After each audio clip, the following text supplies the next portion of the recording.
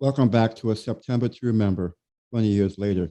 Today, I just wanted to talk about the lasting effects of 9/11, and it's just a few of them, like the no-fly zones where you cannot, or the no-fly list, I meant, not the no-fly zone, sorry, the no-fly list, where if you are suspect of the least thing, you're on the list and you cannot board the airplane.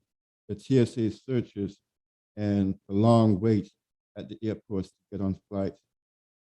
Some still, well, I don't want to use the word still, but from the inception, you know that you had people who were adamantly opposed to these things.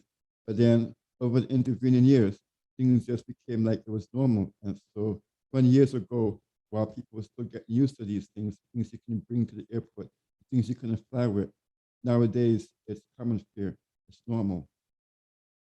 You remember when they were doing the strip searches and even children were subject to it?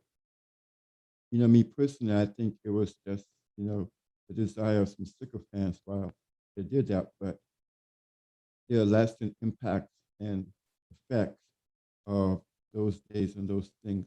Like I said, one of the main things that we're still under is the state of emergency. That has never been lifted. But overall, the one thing that I know for sure that I could say without a shadow of a doubt that has been left on our minds is the impression that we're stronger than before 9/11, and that couldn't be further from the truth. In fact, we're weaker than ever before. If you would join my podcast list, you'll find out more about these things. The information would be listed in the description, but I definitely did want to remind you that as we go throughout this remembrance, remember we're not just talking about the physical things, but the spiritual things. And the spiritual takeaway from this one is that we should never be complacent. We should never be in a place where things of this world get us so caught up. That's the legacy of 9/11.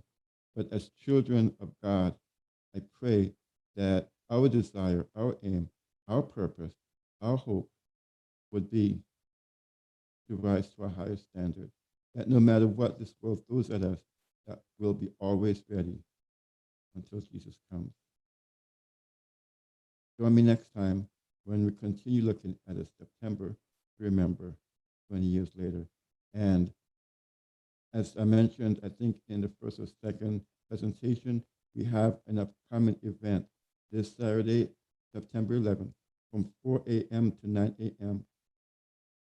So I hope you could join. The information again will be listed in the description. God bless you until next time.